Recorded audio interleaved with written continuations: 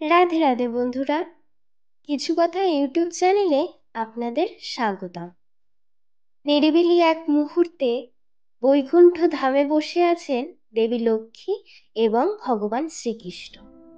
ঠিক তখনই নারদ মুনি করজোড়ে সামনে এসে দাঁড়ালেন। তার মুখে ছিল চিন্তার ছায়া। নারদ মুনি ভগবান শ্রীকৃষ্ণের কাছে একটা প্রশ্নের উত্তর চাইলেন। প্রশ্নটি ছিল, সত্যিকারের সতী নারী কাকে বলে? তার মধ্যে কি কি গুণ থাকা উচিত? চরিত্রহীন নারীদেরই বা কোন কোন শাস্তি ভোগ করতে হয়? কোন নারীদের কখনোই বিধবা হতে হয় না? কেনই বা পতিব্রতা নারীর সামনে দেবতারাও মাথা নিচু করে থাকে? বন্ধুরা, আজ আমি আপনাদের সাথে যে গল্পটি শেয়ার করব, তার মাধ্যমে একজন পতিব্রতা সতী নারীর কি কি গুণ থাকে তা জানতে পারবেন। এছাড়াও এই গল্পের মাহাত্ম্য অনেকই গুরুত্বপূর্ণ। স্বামীর মঙ্গলের জন্য প্রত্যেক স্ত্রীদের এই গল্পটা শোনা খুবই প্রয়োজন। তাই বন্ধুরা, আপনারা এই ভিডিওটা অবশ্যই শেষ পর্যন্ত দেখুন। চলুন তাহলে ভিডিওটা শুরু করা যাক। জয় শ্রীকৃষ্ণ। এক সময় নারদ মুনি নারায়ণ নারায়ণ জপ করতে করতে বৈকুণ্ঠ ধামে শ্রীকৃষ্ণের কাছে এসে পৌঁছালেন। সেখানে তিনি দেবী লক্ষ্মী ও শ্রীকৃষ্ণকে প্রণাম করে বললেন, হে ভগবান, আজ যখন আমি পৃথিবীতে ভ্রমণ করছিলাম তখন দেখলাম অনেক নারী তার সতী ধর্ম কঠোরভাবে পালন করছে, কিন্তু কিছু নারী তাদের স্বামীর চোখে ধুলো দিয়ে অনৈতিক সম্পর্ক স্থাপন করেছে। আমি জানতে চাই, সত্যিকারের সতী নারীর পরিচয় কি? তার মধ্যে কোন কোন গুণ থাকে? আর চরিত্রহীন নারীদের কি কি শাস্তি ভোগ করতে হয়? কোন পতিব্রতা নারীদের কখনো বিধবা হতে হয় না? কেনই বা পতিব্রতা নারীর কাছে সমস্ত দেবতাদেরকে মাথা নত করে থাকতে হয়? তখন ভগবান শ্রীকৃষ্ণ বললেন, হে নারদ মুনি, আপনি মানব সমাজের কল্যাণের জন্য যথেষ্ট উচিত প্রশ্ন করেছেন, কিন্তু নারীর মন সবাই বুঝতে পারে না।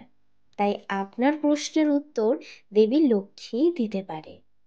তখন শ্রীকৃষ্ণ দেবী লক্ষ্মীর কাছে অনুরোধ করলেন, হে প্রিয়, আমার সবচেয়ে কাছের ভক্ত দেবশ্রী নারদ মুনির প্রশ্নের উত্তর দেওয়ার জন্য তোমার কাছে আমি করজোড়ে অনুরোধ করছি। তখন দেবী লক্ষ্মী বললেন, অবশ্যই আমি জানাবো প্রিয়া। এবার দেবী লক্ষ্মী দেবশ্রী নারদকে গল্প বলা শুরু করলেন। প্রথমে বললেন তিনি, নারীর মধ্যে এই তিনটি বৈশিষ্ট্য আছে যা তার গৃহে দেবী লক্ষ্মীর বাস করতে সাহায্য করে। সেই নারীর স্বামী ও পিতার বংশ স্বর্গের সুখ পায়। আমি আপনাকে একজন পতিব্রতা নারীর মাহাত্ম্যের কথা শোনাব।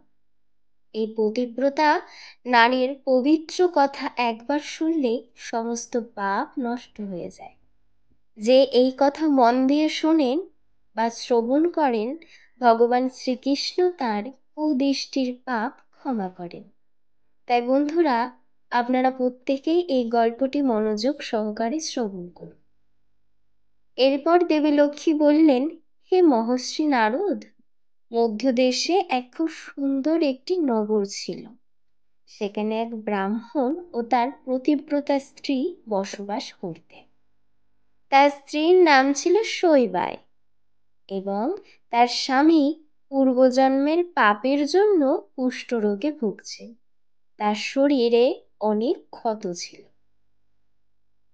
স্বামীর এমন অসুস্থতা দেখেও শৈবাই কখনোই তাকে ছেড়ে যায়নি। সরল এবং স্বচ্ছ মন নিয়ে স্বামীর সাথে ঘর সংসার করে। স্বামীর মনে যা ইচ্ছে হতো সেই নারী তার ক্ষমতা অনুযায়ী সব পূরণ করত। শৈবাই প্রতিদিন ভগবানের পুজোর সাথে সাথে নিজের স্বামীর পুজোও করতেন এবং তার যত্ন নিতেন। দেবী লক্ষ্মী নারদ মুনিকে বললেন, একদিন ব্রাহ্মণ এক সুন্দরী বেশ্যাকে রাস্তা দিয়ে যেতে দেখে। সে সেই বেশ্যার মনোমুগ্ধকর রূপে মোহিত হয়ে পড়ে। এবং তার মনে কাম বাসনা জাগতে শুরু করে। বেশ্যাকে দেখে তিনি মনে মনে কিছু বলতে লাগলেন, কিন্তু সে সেখান থেকে চলে যাওয়ায় ব্রাহ্মণ মন খারাপ করে সেখানেই বসে থাকলেন। স্বামীর এমন অবস্থা দেখে শৈবাই ঘর থেকে বেরিয়ে তার স্বামীকে জিজ্ঞেস করলেন, হে নাথ, কেন আপনি এত দুঃখ পেলেন? আমাকে বলুন আপনার মনের অবস্থা, আমি চেষ্টা করব আপনার মনের দুঃখ দূর করার। তখন ব্রাহ্মণ তাকে বলল, না দেবী, তুমি এটা পারবে না, এমনকি কোনো স্ত্রী এটা কখনোই করতে পারবে না। কিন্তু শৈবাই ছিল নাছোড়বান্দা। সেই পতিব্রতা নারী তার স্বামীর কাছে অনুরোধ করে আবার তার দুঃখের কথা বলতে বলল। তখন ব্রাহ্মণ তাকে বলল, হে প্রিয়া, তাহলে শোনো। কিছুক্ষণ আগে এখান থেকে এক অপূর্ব বেশ্যা নারী গেল। তার শরীর দেখে আমি তার উপর মুগ্ধ হয়ে গেছি। আমি তার সাথে মিলিত হতে চাই। শৈবায়, দয়া করে আমাকে তার সাথে মিলন করিয়ে আমার লালসা দূর করুন। মনে মনে অনেক দুঃখ পাওয়া সত্ত্বেও শৈবায় তার স্বামীকে বলল, হে নাথ, আমি যদি আপনার মনের দুঃখ দূর করতে পারি তাহলে ইহলোকে এবং পরলোকে ভালোই থাকতে পারব। আপনি ধৈর্য ধরুন, আমি অবশ্যই আপনার মনের ইচ্ছা পূরণ। এরপর মনে মনে কিছু ভাবতে ভাবতে শৈবায় গোবর ও ঝাঁটা নিয়ে ভোর হওয়ার অনেক আগেই বাড়ি থেকে বেরিয়ে গেল এবং সে বেশ্যার বাড়িতে গিয়ে পৌঁছালো। তিনি বেশ্যার আঙিনা সুন্দর করে গোবর দিয়ে লেপে দিলেন। এইভাবে 3 দিন পার হয়ে গেল। বেশ্যা ঘুম থেকে ওঠার পর নিজের সুন্দর আঙিনাটার দিকে এক দৃষ্টিতে তাকিয়ে থাকলেন এবং বললেন, এত সুন্দর আঙিনা যে লেপেছে, তার মনের সব ইচ্ছা আমি পূরণ করব। তখন তার চাকররা তাকে বললেন, হে মাতা, আমাদের ঘুম থেকে ওঠার অনেক আগেই কেউ এসে আঙিনা ঝাঁট দিয়ে গোবরের দ্বারা সুন্দর করে লেপে দিয়ে যায়। তখন বেশ্যা খুব অবাক হয়ে যায়, কে এসে তার বাড়ির আঙিনা পরিষ্কার করছে? পরদিন সারা রাত জেগে বেশ্যা লক্ষ্য রাখলেন যে কে তার আঙিনা পরিষ্কার করে। তখন তিনি দেখলেন শৈবায় মধ্যরাতের শেষের দিকে এসে তার আঙিনা পরিষ্কার করতে শুরু করেছে। তখন বেশ্যা তাকে থামিয়ে বললেন, হে ব্রাহ্মণ পত্নী, আপনি কেন আমার মতো পাপীর আঙিনা পরিষ্কার করছেন? আমার দ্বারা কি কোনো পাপ হয়ে গেছে? আপনি এই কাজ করবেন না। তখন বেশ্যা ব্রাহ্মণের পা ধরে বললেন, হে মাতা, আপনি কেন আমার ধন সম্পদ, যশ কীর্তি আয়ু কেন শেষ করছেন? আমার এমন কি অপরাধ হয়েছে? তখন শৈবায় বেশ্যাকে বলল, হে সুন্দরী নারী, তুমি যদি আমায় সাহায্য করতে তবে আমার মন শান্তি পেত। বেশ্যা বলল, হে প্রতিব্রতা নারী, আমি যদি আপনার কোনো সাহায্য করতে পারি তাহলে আমার সকল পাপ মুছে যাবে। আমি প্রতিজ্ঞা করছি আপনার সকল মনের ইচ্ছা আমি পূরণ করব। শৈবায় বলল, তোমার ধনসম্পত্তির ওপর আমার কোনো লোভ নেই, আমি শুধু আমার স্বামীর মনের কামনা নিয়ে তোমার কাছে এসেছি। আপনার সুন্দর রূপ দেখে আমার স্বামী মুগ্ধ হয়েছে, তিনি আপনার সাথে মিলন করতে চান। বেশ কিছুক্ষণ সেই বেশ্যা অবাক হয়ে গেলেন।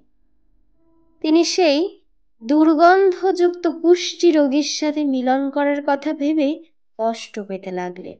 বেশ্যা শৈবাইকে বলল, এক রাতের জন্য আপনি আপনার স্বামীকে নিয়ে আসুন, আমি তার মনের ইচ্ছা পূরণ করব। শৈবাই বলল, আমি আজ রাত্রেই তাকে আপনার কাছে নিয়ে আসব। তিনি সন্তুষ্ট হয়ে গেলে আবার তাকে ফিরিয়ে নিয়ে যান। এই বলে সেখান থেকে শৈবাই বাড়ি চলে আসলো। ব্রাহ্মণকে সব ঘটনা খুলে বলায় সে খুব খুশি হলো। তখন ব্রাহ্মণ বলল, আমি তো হাঁটতে পারি না, তাহলে কিভাবে বেশ্যার বাড়ি যাব? তখন শৈবাল তাকে বলল, আমি আমার পিঠে করে তোমাকে নিয়ে যাব এবং তোমার মন সন্তুষ্ট হয়ে গেলে আবার তোমাকে গিয়ে নিয়ে আসবো। ব্রাহ্মণ তখন খুব খুশি হল। রাত হয়ে গেল। ব্রাহ্মণ ও সৌবাই জঙ্গলের পথ ধরে বেশ্যার বাড়ি যাচ্ছিল। সেখানে এক মহান ঋষি মানব ধ্যান করছিলেন গাছের তলায় বসে। রাজা তাকে কোনো এক পশু ভেবে তীর মেরে দিয়েছিল। যে মুহূর্তে ঋষি চোখ খুললেন, তখন ভুলবশত তার সামনে ব্রাহ্মণ চলে আসে এবং ঋষি ব্রাহ্মণকে এক অভিশাপ দিয়ে বসে। অভিশাপটি ছিল, সকালে সূর্য ওঠার সাথে সাথেই তোমার মৃত্যু ঘটবে। ভয়ে ব্রাহ্মণ ও তার স্ত্রী বাড়ি ফিরে আসে। এরপর দেখা যায় 3 দিন আকাশে কোনো সূর্যই ওঠে না। ইন্দ্রদেব সহ সকল দেবতারা অবাক হয়ে যায়। প্রজাপতি ব্রহ্মার কাছে জিজ্ঞেস করায় তিনি তাদের সমস্ত ঘটনা খুলে বললেন এবং বললেন, একজন পবিত্র সতী নারী যদি আদেশ দেন তাহলে সূর্য উদিত হতে পারে না। এরপর দেবী লক্ষ্মী নারদ মুনিকে বললেন, সকল দেবতা দিব্যরথে বসে ব্রহ্মদেবের সাথে ব্রাহ্মণের বাড়ি আসলেন। ব্রহ্মদেব সৌবাইকে বললেন, হে মা, আপনার কথায় সূর্যদেব উদয় হওয়া বন্ধ হয়ে গেছে, যার ফলে সমস্ত সৃষ্টি বিপদের মুখে। সমস্ত জীবের জীবন কঠিন হয়ে পড়েছে। দয়া করে আপনার কথা ফিরিয়ে নিন এবং সমস্ত সৃষ্টিকে বাঁচান।